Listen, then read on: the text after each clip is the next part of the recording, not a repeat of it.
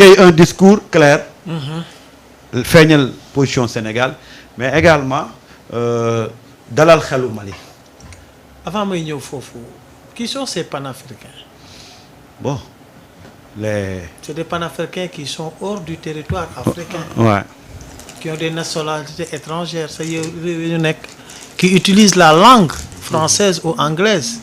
pour ne ñu ngi mën a combat pour l'Afrique. man Diop Taïf laa gën a def panafricain moom laa gën a respecté. waaw.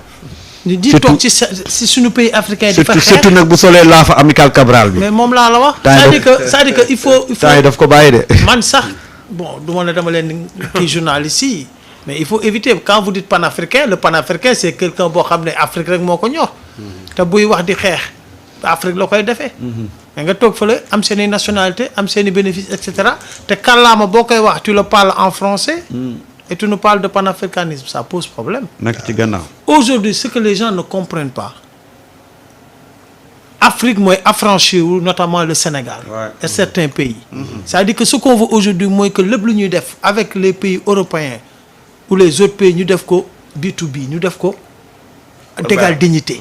c'est ça seulement amul leneen. gagnant. point barre. donc man billaay du ma déglu yenn wax yi. xam nga man lan moo ma intéressé bu ñu dawalee 1 an et demi 2 ans sénégalais yi seen dundin seen nekkin changé. il faut éviter le discours de ces néo-politiciens. néo mooy lu doog a juddu. et puis c'est des gens manipulés. xaaral ma ñëw néo-politiciens yi dafa am féo-politiciens yi moo ñu yàgg yi féodal. il faut pas les écouter. focus sur l'objectif. Et qu'aujourd'hui il faut saluer même le fait que le premier Ousmane Sonko dem Mali. mais Mali c'est le Sénégal. un bi une fois. ñooñu defal lii mais avant lan lañ woon. ñoo bokk sax ay couleurs. Mali yi ne Sénégal yeneen Mali ñun ñëpp dañoo jaxasoo. léegi Mali nag bu nekkee ci ay jafe-jafe est-ce que ñun Mali dañ leen war a seetaan. nee naa leen bu fa njombe amoon tey même ñun bu ñu amul lu ñu lekk sax dinañ coppati ci lu ñu dese yóbbul leen.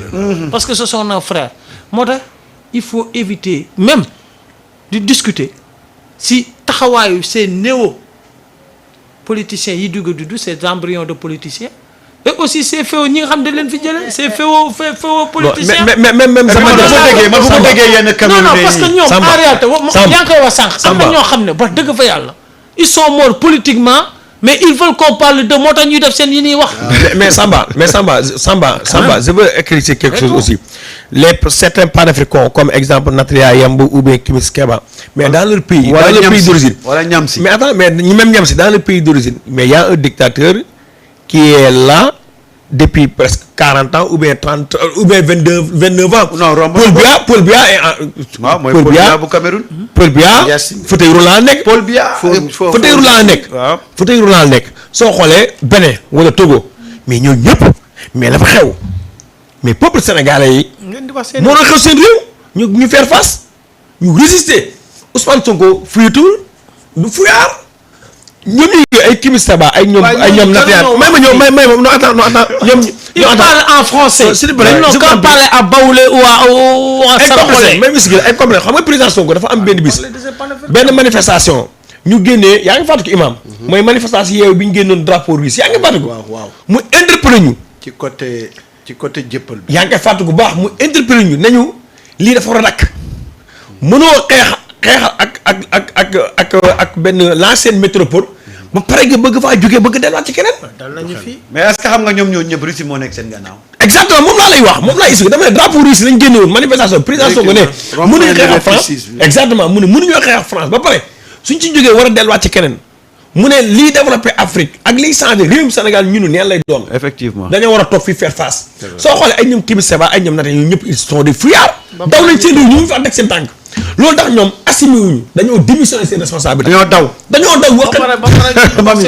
alors Mamy la première sortie de Ousmane Sonko Kigali Bamako ak discours bi mu fa def. mais parce que écoute il faut déjà comprendre que Ousmane Sonko peu importe le discours bi ñu ko bëgg a attribuer c'est rare de trouver un homme politique aussi constant en tout cas de ce qu'on a vu ba fii. de la constance c'est important ci nit. Ousmane Sonko a toujours revendiqué être un leader politique boo xamante ne ni au-delà même du panafricanisme c'est quelqu'un qui comprend l'esprit africain te li tax aujourd'hui bu demee également ci yenn dëkk yi ñu koy accueillir en héros c'est parce que boo xoolee trajectoire de vie am dafa nekk exemple en termes d'héros te gis nga même nous étant enfants on s'identifie à nos héros bu ñuy seetaan sax sunu ay dessins animés donc je veux dire culturellement ba ci éducativement noonu lañ ñuy yare le peuple africain avait besoin de retrouver benn idole bu bees. Tout à fait. Ils ont vu en Ousmane Sonko la renaissance d'un homme africain bu gëm boppam, d'un homme africain courageux et d'un homme africain aussi qui a su sauver son peuple. Parce qu'aujourd'hui ñun on était à un pas sunu dëkk bi yàqu. bu ñu waxantee dëgg. yàlla moo nu muccal rek waaye vraiment tout allait dans un sens où Sénégal ñun ñëpp on avait peur de l'avenir de ce pays-là.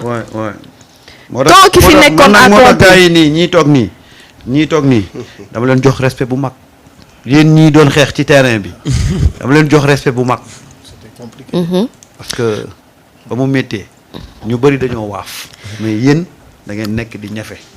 léegi nag da nga war a comprendre benn mbir mooy ne Sénégal à l'image du continent africain et à l'image du monde entier danoo réussir conforter les autres ne leen ñun nous sommes un état démocratique fort quelle que soit situation bu ñu mën a jàkkaar lool on est assez intelligent et assez intellect pour ñu mën a sauver suñu dëkk ci guuta goo xamante ni moo suuxal dëkk yi ñu jege Guèye mu ngi lay wax sànq ci relation yi ñu lié ak le Mali dafa dépassé sax jiitu na suñu juddu ça c'est depuis l'empire du Mali ça. Je veux dire que aujourd'hui on ne peut pas mënuñu dissocier Sénégal ak Mali mënut a nekk parce que yow dëkk boo xamante ne benn tali moo dox seen diggante kooku ci yow la bokk te donc mënuñu wax aujourd'hui ne danoo bëgg développement continent bi que danoo bëgg également réussir à unir l'Afrique te doo ko tàmbali ci ñi nga xamante ne ñoo la jege Bassirou Diomaye Diakhar Faye notre président bi nu ko falee ce qu'il a commencé à faire c'est d'abord une visite africaine ak les pays proches ñu doon wax naan est-ce que kon le premier ministre du wuute doxalin ak li nga xamante ne moom mooy le président de la République encore il vient leur fermer le clapet ne leen en fait man fii sama président tegu ci yoon boobu lay nekk dëggal ko te xam nga lu ma naw ci moom le courage de son discours bi mu jàkkaarloo avec la presse africaine tu sais il faut être courageux pour ngay jàkkaarloo journaliste bu la naan les gens sont en train de dire que ce discours dafa changer parce qu'aujourd'hui il y a un président qui va dans un sens où pour unir l'Afrique du dem féete ak AES indi débat AES ak CEDEAO et il a eu le courage de lui dire que c'est moi Ousmane Sonko man ngay waxal je n'ai jamais changé de discours. man Ousmane Sonko man ngay waxal de c'est-à-dire yow man maa ngi taxaw sa territoire man ngay waxal man mii nga xamante ne en fait amul lu ma dajul pour que aujourd'hui l'Afrique mu nekk xam nga gis nga aujourd'hui le malheur des Africains c'est les Africains eux-mêmes parce que je suis désolée de le dire mooy ne il y a beaucoup de problèmes yoo xam ne ça ne va pas être facile de les résoudre nous avons déjà un problème de présidentialisme fort qui nous parlait de Paul Biya tout de suite des hommes qui sont chefs d'État à l'éternité 41 ans au pouvoir c'est ça c'est un booy dox sa yow dañ lay jàpp léegi beneen bi ci topp mooy l'Afrique ne pourra jamais se développer tant que ñu ngi dox ci ay guerre du nu mën a développer jamais beneen bi ci topp mooy bu ñu jëlul compte ñun ci ressources yi ñu am te xam ne aujourd'hui le blanc a besoin des ressources noires et de la terre noire pour ñu mën a dund donc ils nous exploitent en nous faisant croire qu'ils nous ont vendu un traité qui s'appelle l'indépendance qui est archi faux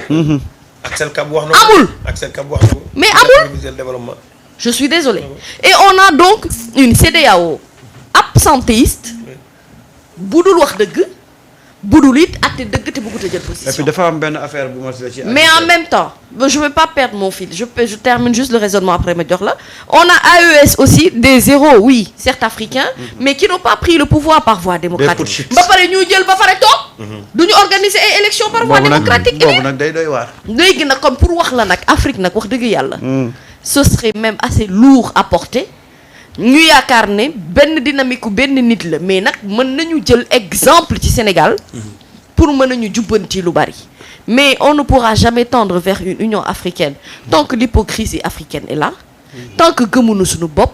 tant qu'on a perdu nos valeurs et nos cultures. tant qu'amuñu conscience ci sunu ay ressources yi nga xamante ne ñoo ko moomal suñu bopp et tant qu'on ne règle pas cette question de la géopolitique africaine. te di teg ci liggéey wax il faut éviter les mercenaires. mais Mali lan moo tax mënul développer ba tey il y a beaucoup de pseudo panafricains yuy naan ay panafricains lañ mais c'est des gens en mission panafricanisme lan la en vrai. imam ñu tëj. la CEDEAO fi may tëjee ak Diop.